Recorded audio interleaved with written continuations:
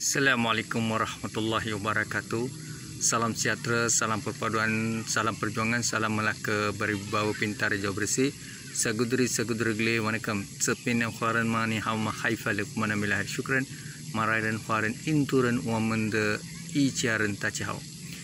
Jadi tuan-tuan dan puan, hari ini saya tampil lestari untuk membincangkan isu berkaitan peri pentingnya gulungan yang rivet ini mempunyai ilmu, kepakaran, kelulusan, jawatan, ketokohan, kredibiliti, gulungan-gulungan profesional.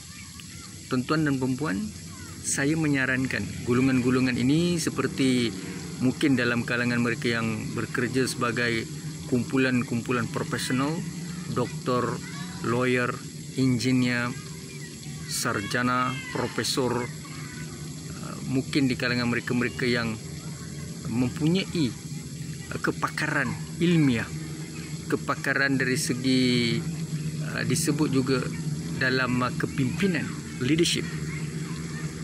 Apalah kiranya tuan-tuan memikirkan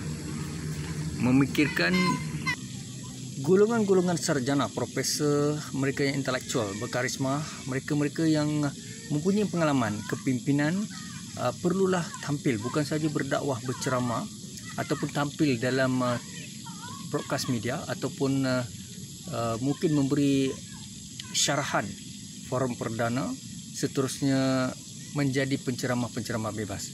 Tetapi saya juga menyuruh kepada golongan-golongan mualaf seluruh Malaysia, daripada Sabah, Sarawak, Perlis, Kedah, Kelantan dan di mana saja tuan-tuan berada. Di Malaysia kita memerlukan profesor, doktor, mereka-mereka yang sarjana, mereka-mereka yang intelektual, berkarisma, mereka-mereka yang mempunyai pengalaman. Tuan-tuan dan perempuan perlu memikirkan bagaimana caranya untuk kita memperkasakan mualaf di Malaysia. Saudara dan saudari, ramai di kalangan tokoh-tokoh mualaf, mereka-mereka yang berjaya, khususnya profesor, doktor dan dalam kalangan golongan intelektual dan profesional, mereka banyak memberi tumpuan kepada isu-isu dakwah. Sedangkan perkara itu memang salah satu tanggungjawab, tetapi perkara yang sama kerap dilakukan oleh ulama-ulama ataupun penceramah terkenal di Malaysia seperti Ustaz, mungkin dalam kalangan Ustaz Azhar Idrus, dan seterusnya kita ada Ustaz Kazim Alias. Kita juga ada ustaz-ustaz berkaitan dengan dakwah ini. Ramai di kalangan mereka penceramah-penceramah bebas, di kalangan mereka-mereka yang menjadi pendakwah daripada madrasah maupun dalam kalangan mereka guru-guru agama. Saudara, tetapi siapakah dalam kalangan profesor, doktor dan golongan cendekiawan yang sebenarnya yang sepatutnya bertanggungjawab untuk berdakwah dalam konteks kepimpinan ataupun pemerkasaan golongan mualaf di Malaysia? Saudara, ini adalah satu perkara yang paling penting dan jarang sekali mahu dipikirkan. Kita mempunyai ramai dalam kalangan golongan intelektual ini, tetapi tumpuan hanya diberikan kepada agenda-agenda syarahan dan juga disebut sebagai golongan-golongan yang dijadikan rujukan, dipanggil untuk memberikan pandangan di dalam media arus perdana maupun media elektronik. Tetapi golongan-golongan ini, saya merayu dan memohon kepada mereka yang mempunyai pengaruh, mendapat anugerah pengiktirafan di peringkat kebangsaan, tokoh-tokoh peringkat mualaf kebangsaan, mereka-mereka yang mendapat anugerah tokoh disebut saudara baru peringkat kebangsaan dan sebagainya, ataupun mereka-mereka yang punya jawatan dalam mana-mana NGO, tuan-tuan dan perempuan, mereka yang dilantik sebagai penasihat dan mereka-mereka ini mempunyai kepakaran.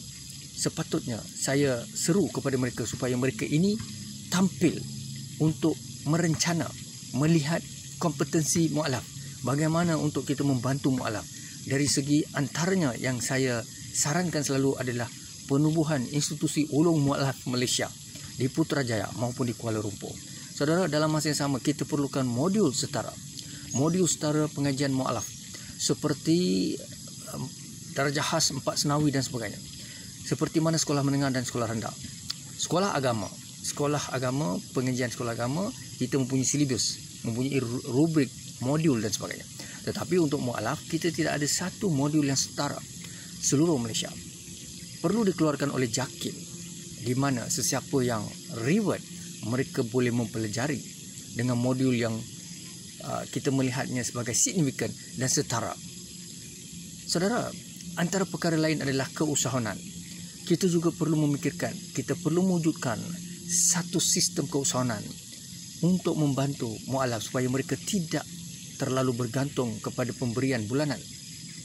Apa yang saya maksudkan di sini adalah mu'alaf ini perlu dididik, dibimbing, diberi pendidikan berkaitan dengan mungkin IKS, keusahawanan IKS, maupun menjana pendapatan melalui kemahiran mengeluarkan produk, ataupun dari segi menjadi penjahit ataupun tukang jahit, maupun disebut sebagai mereka-mereka yang mengusahakan pakaian, dan seterusnya mereka-mereka juga yang mungkin mendalami kemahiran dari segi bengkel, ketukangan dan pelbagai lagi kemahiran. Saudara dan saudari, dalam masa yang sama, pakar-pakar profesor, doktor dan golongan intelektual mu'alaf ini juga perlu menyarankan kepada Baitul Mal, pusat zakat yang tenagung Majlis Raja-Raja Melayu, kerana Tuanku Sultan dan Raja-Raja Melayu menjaga hak kebajikan ataupun berkaitan dengan aspek agama negeri-negeri masing-masing.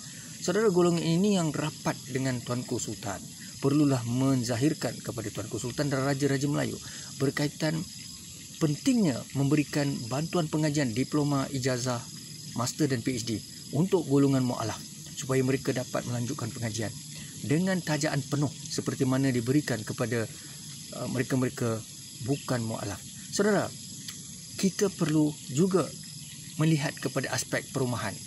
Seperti mana golongan mu'alaf ini, mereka yang di bawah kumpulan B40, mereka yang miskin dan daif, perlulah diberi perhatian oleh kerajaan dalam kalangan golongan mu'alaf yang berkahwin, bernikah ataupun bujang tetapi mereka tidak mampu memiliki rumah dan pelbagai lagi kebajikan. Saudara dan saudari, saya juga selalu sarankan ahli majlis agama Islam di seluruh negeri di Malaysia, kita perlu mencari golongan-golongan di setiap negeri, dalam kalangan ahli majlis yang berada di majlis agama Islam setiap negeri.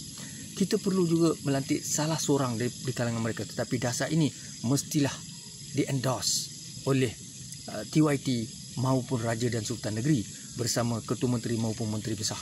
Saudara, idea-idea ini, pandangan-pandangan ini sepatutnya diperjuangkan oleh profesor, doktor dan mereka-mereka yang dilihat sebagai sarjana intelektual dalam kalangan mu'alaf sendiri, mu'alaf-mu'alaf yang ribat, mereka-mereka yang telah lama dalam Islam, dan mereka perlu berusaha. Bukan saja mereka memberikan tumpuan kepada isu perkadiran dan dakwah. Jadi tuan-tuan dan puan-puan, saya mengharapkan supaya agenda ini dapat diteruskan. Bidat, syukran dan terima kasih. Assalamualaikum warahmatullahi wabarakatuh.